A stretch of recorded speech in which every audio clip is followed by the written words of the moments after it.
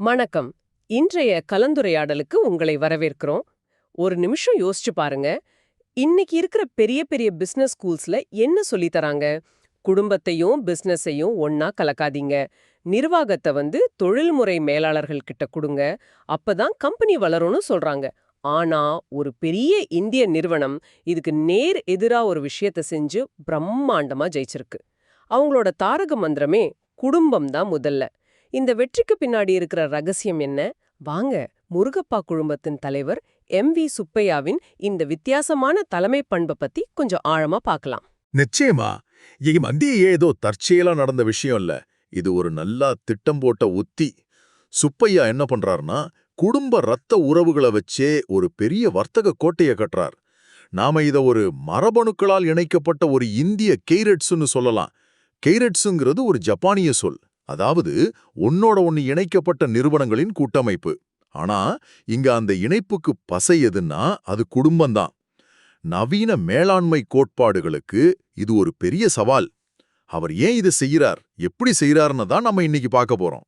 சரி, ஆரம்பத்துல இருந்தே போவோம். சுப்பையாவோட முதல் வேலை அவரோட நிறுவனங்களை நிர்வகிக்கிறது இல்ல, அவரோட ஊழியர்களை பாத்துக்கிறது இல்ல, ஏன் வாடிக்கையாளர்களை கூட இல்ல. அவரோட முதல் வேலை தன் குடும்பத்தை நிர்வகிக்கிறது தான். கேட்கவே கொஞ்சம் விசித்திரமா இருக்குல்ல?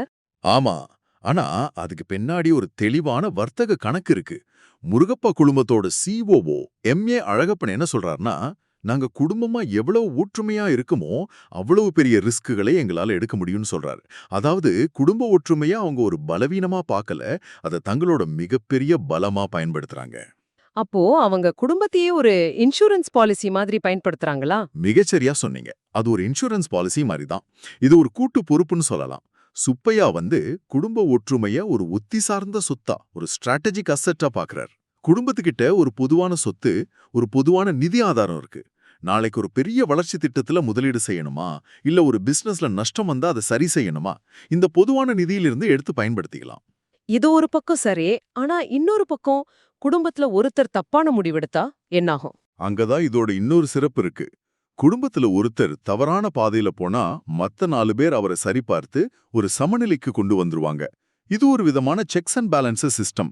ரத்த பந்தங்களாலேயே உருவாக்கப்பட்ட ஒரு இடர் மேலாண்மை உத்தி. இதுக்கு ஒரு நிஜமான உதாரணம் இருக்கு. 1981ல இஐடி பாரிங்கிற ஒரு நிறுவனம் பெரிய நஷ்டத்துல ஓடிட்டு இருந்துச்சு. அத முருகப்பா குழுமம் வாங்கலான்னு ஒரு யோசனை வந்தது. அப்ப சுப்பையா குடும்பத்தோட ஒரு தொழிற்சாலையில மேலாளரா இருந்தார். அவர் இந்த யோசனைய கடுமையா எதிர்த்தார். ஆ, இது ஒரு பழைய காலத்து தொழில், இதுல முதலீடு பண்ண வேண்டான்னு சொன்னாரா? அதேதான். நாம எதிர்காலத்துக்கான சன்ரைஸ் தொழில்கள்ல தான் முதலீடு பண்ணணும்னு வாதம் செஞ்சார். ஆனா குடும்பத்தோட பெரும்பான்மையான உறுப்பினர்கள் அத வாங்கலான்னு முடிவு பண்ணிட்டாங்க. இங்கதான் விஷயமே இருக்கு. 3 வருஷம் கழிச்சு நஷ்டத்துல இருந்த அந்த நிறுவனத்தை லாபத்துக்கு கொண்டு வர பொறுப்ப சுப்பையா கிட்டேயே கொடுத்தாங்க. ஓ அப்படியா? அவர் தான் முதல்ல அதை வாங்கவே கூடாதுன்னு சொன்னாரு. ஆமா. ஆனா அவர் கொஞ்சம் கூட முகம் சுளிக்காம, எந்த முணுமுணுப்பும் இல்லாம அந்த வேலையை ஏத்துக்கிட்டு செஞ்சு முடிச்சாரு.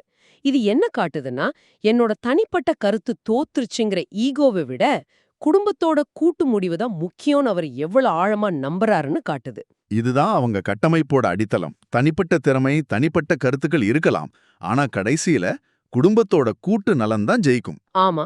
1995ல நடந்த அந்த தலைமை பொறுப்பேற்பு விஷயத்துக்கு வரும். அப்போதைய குழும தலைவர் வி அருணாச்சலம் தனக்கு 65 வயசு ஆச்சு, நான் ஓய்வு பெற போறேன்னு அறிவிச்சிட்டாரு. இப்போ அடுத்த தலைவர் யாருங்கிற கேள்வி வந்தது. மரபுப்படி பார்த்தா குடும்பத்திலேயே மூத்தவரான 61 வயசு வி முருகப்பன் தான் அடுத்த தலைவரா வந்திருக்கணும் இல்லையா? ஆமா, அவர்தான் வந்திருக்கணும். ஆனா அவரு எனக்கு நிர்வாக பொறுப்புல அவ்ளோ ஆர்வம் இல்ல, சுப்பையா தான் இதுக்கு சரியான ஆள்னு நினைச்சார்.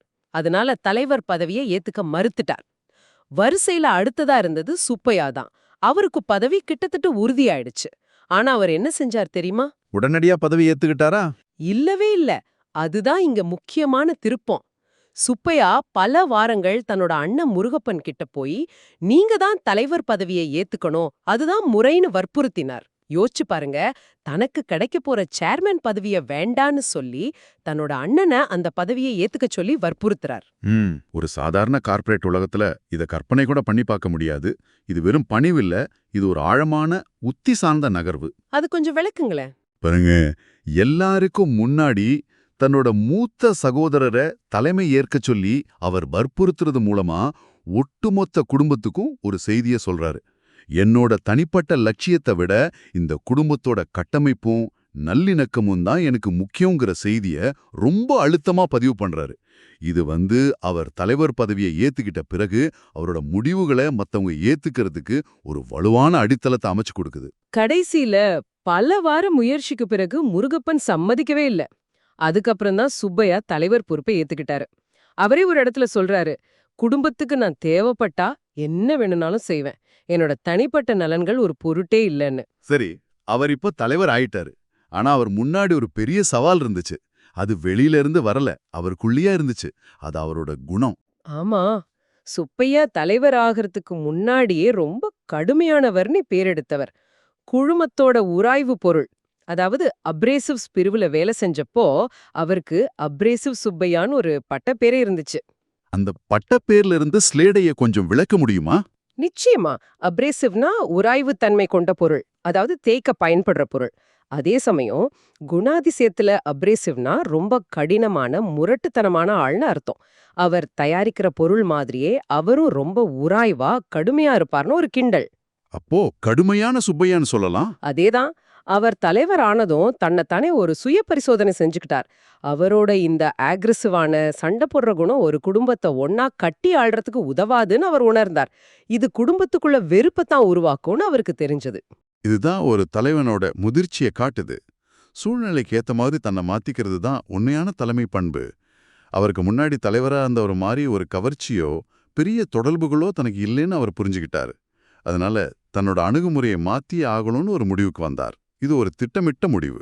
அந்த முடிவுக்காக அவர் எடுத்த ஒரு படி ரொம்பவே புரட்சிகரமானது. குழுமத்தோட மிக முக்கியமான கூட்டம் எதுனா அது காலாண்டு திட்டமிடல் மற்றும் ஆய்வு கூட்டம் தான். சுப்பையா என்ன செஞ்சார்னா, அந்த கூட்டங்களுக்கு தலைமை தாங்குற பொறுப்பை தன்னோட சகோதரர் அழகப்பன் கிட்ட ஒப்படைச்சார். பொறுப்பு ஒப்படைக்கிறது ஒரு பெரிய விஷயம். ஆனா இதுல இன்னும் ஆழமான ஒரு விஷயம் இருக்கு. அவர் வெறும் பொறுப்பு ஒப்படைக்கல, அவர் அந்த கூட்டங்கள்ல கலந்துக்கிறதையே நிறுத்திக்கிட்டார்.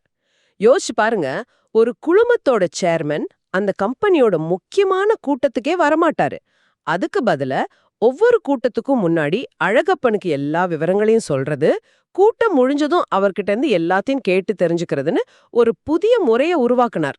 இந்த ஒரு செயல் பல விஷயங்களை சொல்லுது. முதல்ல இது அவரோட சகோதரர்கள் மத்தியில ஒரு ஆழமான நம்பிக்கை ஏற்படுத்துது.